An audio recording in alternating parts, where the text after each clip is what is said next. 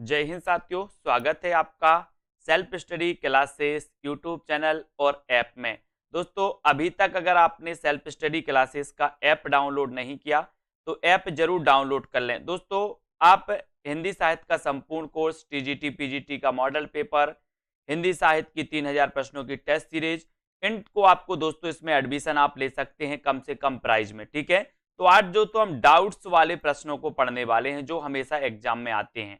तो यहां पर बिल्कुल आपको ध्यान से सुनना है। आपसे एक प्रश्न पूछा जाता है कि उर्वशी की रचनाकार कौन है। डाउट्स नंबर 1, उर्वशी की रचनाकार कौन है। तब आपके मन में एक डाउट्स रहता है कि ये तो दिनकर की रचना है। ठीक है, एक डाउट्स रहता है। लेकिन दोस्तों, आपको पता है कि एक रचना जयशंकर प्रसाद की भी उर्वशी है। ठीक है, यहां पर दोनों विकल्प आपको दिए गए हैं। ठीक है, आपके विकल्प में ऐसे दोनों विकल्प नहीं दिए जाएंगे। जब आपका प्रश्न परीक्षा में पूछा जाएगा एक ही विकल्प आएगा। तो यहां पर डाउट्स में नहीं रहना। आपको क्या करना है, यहां पर अगर दिनकर ऑप्शन में आता है तो आप दिनकर लगाइए, और जयशंकर प्रसाद आता है तो जयशंकर प्रसाद लगाइए।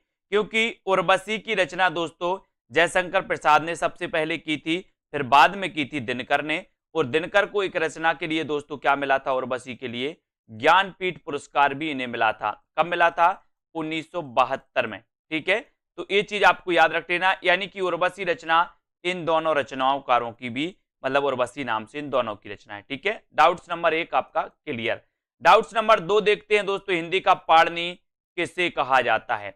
हिंदी का पाणिनि किसे कहा जाता है। अब दोस्तों यहां पर क्या डाउट्स रहता है आपका, सबसे पहले आपसे पूछा जाता है हिंदी का पाणिनि और आप आंखें बंद करके लगाते कामता प्रसाद गुरु। ठीक है, जबकि क्वेश्चन ऐसा नहीं है। हिंदी का पाणिनि आपसे पूछा है अगर, तो आपको लगाना किशोरी दास वाजपेयी।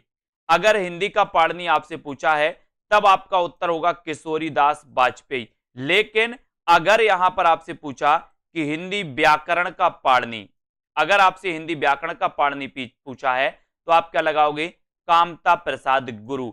तो दो क्वेश्चन यहां से आपके डाउट्स वाले क्लियर हो जाते हैं। क्या क्या हो जाते हैं, आपसे नॉर्मल क्वेश्चन आएगा कि हिंदी का पाणिनि किसे कहा जाता, तो आप क्या लगाओगे, किशोरी दास वाजपेयी। अगर आपसे पूछा जाए हिंदी व्याकरण का पाणिनि किसे कहा जाता, तो आप लगाओगे कामता प्रसाद गुरु, है ना। फिर आपसे अगर पूछा जाएगा दोस्तों कि प्राकृत का पाणिनि किसे कहा जाता, तो आपका उत्तर हो जाएगा हेमचंद्र, आपको पता होगा। ठीक है, तो इस प्रकार से क्वेश्चन आते हैं। तो डाउट्स नंबर 2 आपका यहां पर क्लियर होता है। बात कर लेते डाउट्स नंबर 3 की।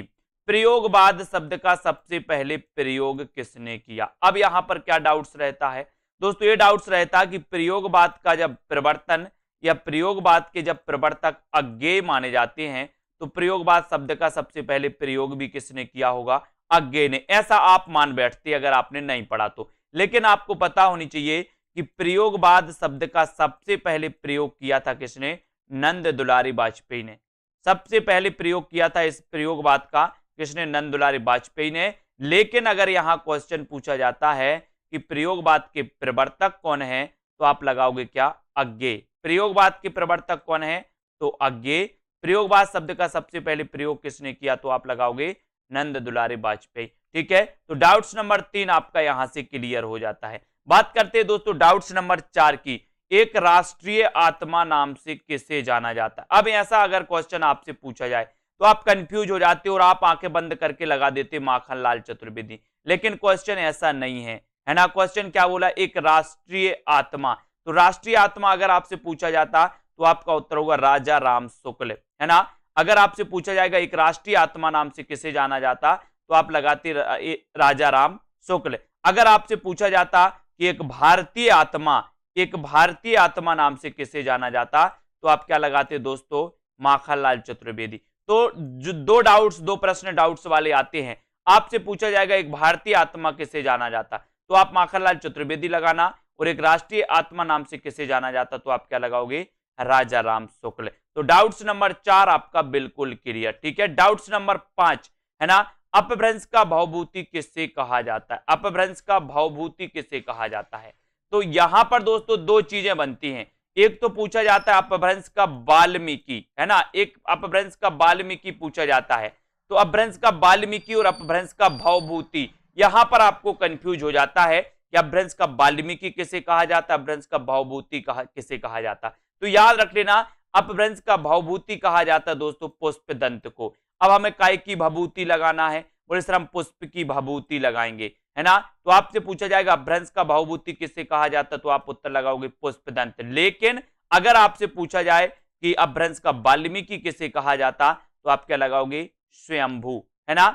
बोले हम तो स्वयं वाल्मीकि हैं, स्वयं वाल्मीकि, तो स्वयं से स्वयंभू और वाल्मीकि से वाल्मीकि। तो अपभ्रंश का वाल्मीकि स्वयंभू, अपभ्रंश का भवभूति पुष्पदंत। ठीक है, तो यहां पर दोस्तों हमने 5 प्रश्नों के जो डाउट्स थे उनको क्लियर किया। ऐसे ही बहुत सारे वीडियो आएंगे, क्लियर किए जाएंगे, और ऐसे ही डाउट्स दोस्तों हमारे ऐप सेल्फ स्टडी क्लासेस पर किए जाते हैं। जितने भी हमारे स्टूडेंट्स रहते हैं उनके ऐसे ही दोस्तों डाउट्स क्लियर किए जाते हैं। तो आप भी सेल्फ स्टडी क्लासेस का ऐप जरूर डाउनलोड करें, है ना, और वहां पर अपने डाउट्स क्लियर करें। वहां पर आप कोर्स भी परचेस कर सकते हो, हिंदी साहित्य संपूर्ण कोर्स, हिंदी साहित्य का दोस्तों ट्रिकी वीडियो जिसमें विस्तृत अध्ययन, है ना, रहेगा, जिसमें टॉपिक वाइज टेस्ट भी रहेंगे। हिंदी साहित्य की 3000 प्रश्नों की टेस्ट सीरीज आप परचेस कर सकते हो। हिंदी साहित्य का दोस्तों टीजीटी पीजीटी का मॉडल पेपर लॉन्च हो गया, वो भी आप कर सकते हो।